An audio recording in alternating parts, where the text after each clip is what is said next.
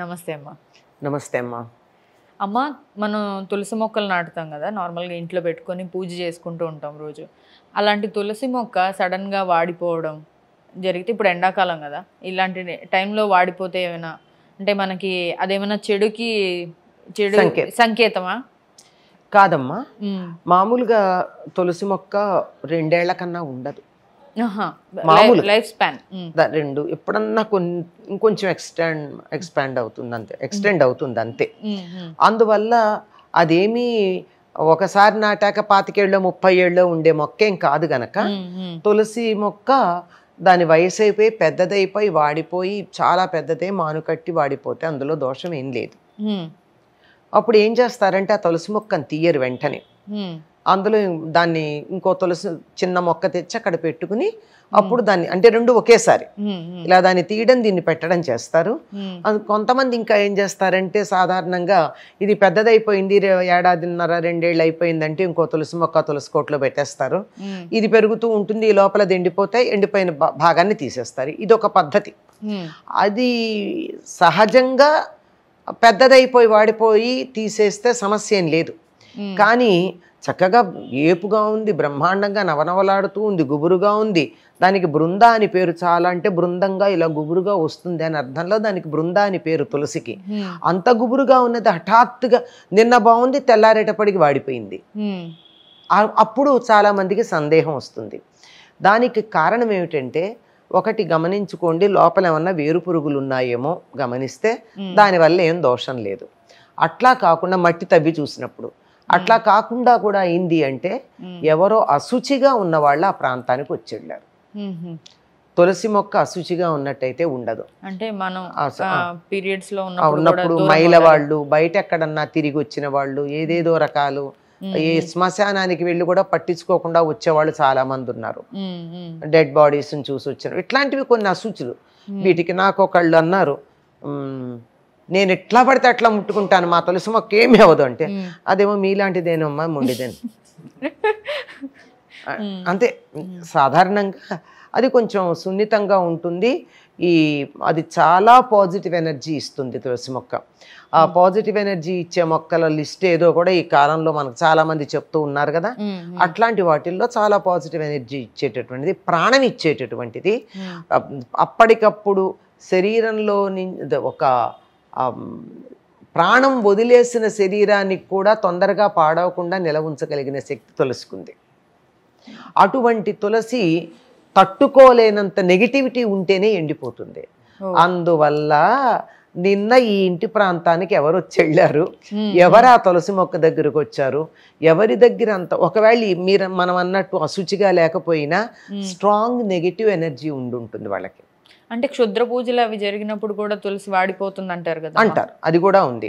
అలాంటిదంటే ఏం జరుగుతుంది, ఇంట్లో ఎవరి మీదన్నా చేస్తే ఇంట్లో వాళ్ళకి వెళ్లకుండా తులసి తను తీసేసుకుంటుంది, తులసి ఆపుతుంది, అది పోతుంది, ఇంట్లో వాళ్ళు సేఫ్ ఉంటారు.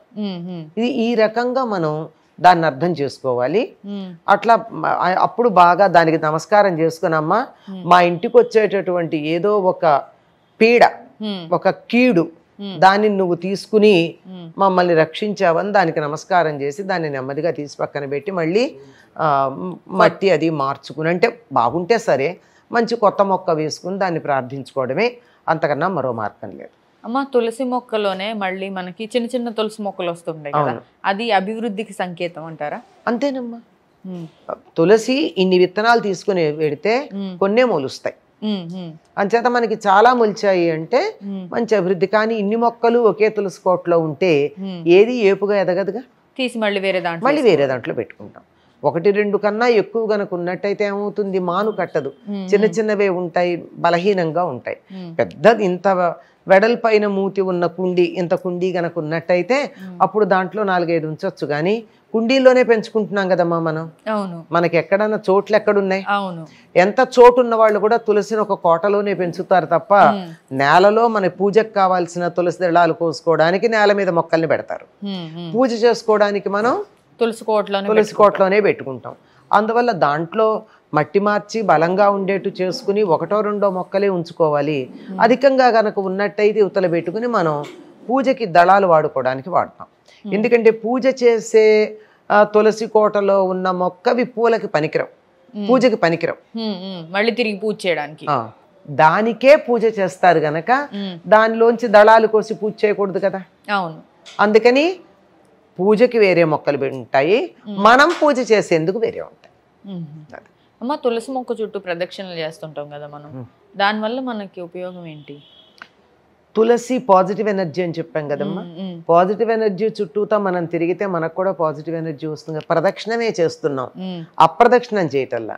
ఎప్పుడైనా సరే క్లాక్ వైజ్ ప్రదక్షిణం అంటే కుడివైపు దేని పెట్టి తిరగడం. ఇలా కుడివైపుగా పెట్టి తిరిగామంటే ప్రదక్షిణంగా తిరిగామని. దక్షిణం అంటే కుడి. ప్రదక్షిణంగా తిరిగితే ఏమవుతుంది? ఎనర్జీ వస్తుంది. అప్రదక్షిణంగా తిరిగితే ఎనర్జీ పోతుంది. కనుక ప్రదక్షిణమే చేస్తున్నాం గనక తులసిలో ఉన్నటువంటి శక్తి ఏదైతే ఉందో అది మనకు కూడా వస్తుంది అని. పాజిటివ్ ఎనర్జీ ఏదైతే ఉంటుందో అది పాజిటివ్ ఎనర్జీ మాటే కాదమ్మా, తులసి దగ్గర ఎప్పుడూ కూడా కావలసినంత ఆక్సిజన్ వస్తుంది. అమ్మ, మరి వాడిపోయిన తులసి మొక్క గురించి మనం మాట్లాడుకున్నాం కదా, మరి అలా వాడిపోయిన తులసి మొక్కని ఏం చేయాలంటారు? మనం మామూలుగా ఏమంటారు, మనం అంటే వాడిపోయింది అంటున్నాం కానీ కొంతమంది కొన్ని సంప్రదాయాల వారు నిద్రపోయింది అంటారు. నిద్రపోయింది. ఎక్కువ చలిగా ఉంటే కూడా తట్టుకోలేదు తులసి. ఎక్కువ చలి, ఎక్కువ వాన తట్టుకోలేదు. సమశీతోష్ణ స్థితే కావాలి దానికి. అప్పుడు ఒక వాడిపోయింది మనకి, దాన్ని మరి కొత్త మొక్క పెట్టుకోవాలంటే సాధారణంగా ఏకాదశి అలాంటప్పుడు పెట్టుకుంటారు. పౌర్ణమి. అసలు మొక్క ఉన్నా సరే ఒకప్పటి పద్ధతి ఏమిటంటే ప్రతి తొలి ఏకాదశికి తులసి కోటలో ఒక మొక్క ఉన్నా ఇంకో మొక్క పెడతారు. అప్పుడు ఏమవుతుంది, ఈ నీరుటి మొక్క 6 నెలల తర్వాత ఎప్పుడో ఎండిపోయింది అనుకో, అప్పుడు ఈ మొక్క ఏపుగా వస్తుంది. ఇది మళ్ళీ ఏడాదికి మళ్ళీ తొలి ఏకాదశి వస్తుంది, అప్పటికి దీనికి ఇది ఎండిపోయిన తర్వాత అది వస్తుంది.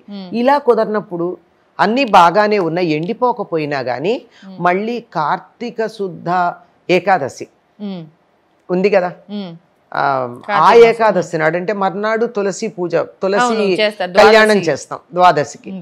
అంచేత అప్పుడు కూడా దాన్ని పెట్టుకుంటారు, అంటే ఉన్నా పెడతారు, పెట్టి మళ్ళీ కళ్యాణం చేస్తారు. మరి రెండు మొక్కలు ఉంటాయి కదా, 2 తులసిలు అంటే 2 ఉంటాయి. 2 వరకు పర్వాలేదు కదమ్మా, ఒకటి నిండాక రెండోది నడుస్తూ ఉంటుంది. కోట ఎప్పుడు నిండుగా ఉంటుంది. కళ్యాణం చేసి 2 మొక్కలు వేస్తారు, అంటే విష్ణు తులసి లక్ష్మీ తులసి అంటారు కదా. ఇప్పుడు అట్లా ఏం లేదమ్మా, అవి ఇది ఈ మధ్య కూడా ఎవరో అడిగారు, చాలా బాధాకరమైనటువంటి విషయం. ఇది ఉంటే అది ఉండకూడదుట, అది ఉంటే ఇది ఉండకూడదుట, దీన్ని తీసేయమా దాన్ని తీసేయమా అని అడిగితే, అమ్మా అది ఆ అడిగిన వాళ్ళని మీరు అడగండి, ఆ మాట చెప్పిన వాళ్ళని. నాకు తెలిసి తులసి ఎప్పుడూ పూజనీయమే, ఒకటి ఉంటే రెండోది ఉండకూడదని లేదు. 5 రకాల తులసులు ఉన్నాయి, అంచేత అన్నిటినీ ఉంచుకోవచ్చు. ఒకటి ఉంటే రెండోది తీసేయాలనే నియమం ఏం లేదమ్మా. అదే అమ్మ, కొంతమంది మరి ఈ వాడిపోయిన తులసి మొక్కని తీసుకెళ్లి హోమగుండాల్లో వేస్తుంటారు కదా, అలా చెయ్యొచ్చు అంటారు? అలాగే చెయ్యొచ్చు. దాన్ని ఎలా చెత్త కుండీల్లోనూ మనం మామూలుగా ఇప్పుడు పనికిరాని చెత్త పడేసే చోట పడేయద్దమ్మా దాన్ని.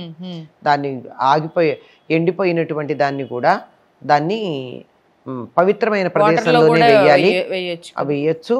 చాలా మంది ఏం చేస్తారంటే లావుగా గనక అయినట్టయితే దానిని తీసుకెళ్ళి ఒక చోట ఇస్తారు, ఎక్కడో నాకు సరిగ్గా తెలియదు కానీ తులసి పూసలు తయారు చేసే చోట ఇస్తారు.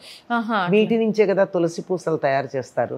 భయం ఇంతంత లావు అవుతాయమ్మా, బాగా ఏపుగా పెరిగినట్టయితే ఇంత లావు కాడు ఉంటుంది, దాని నుంచి తులసి పూసలు తయారు చేస్తారు. అక్కడ కూడా ఇచ్చేవాళ్ళు ఉన్నారు. ఓకే, చాలా బాగా చెప్పారమ్మా, ధన్యవాదాలు.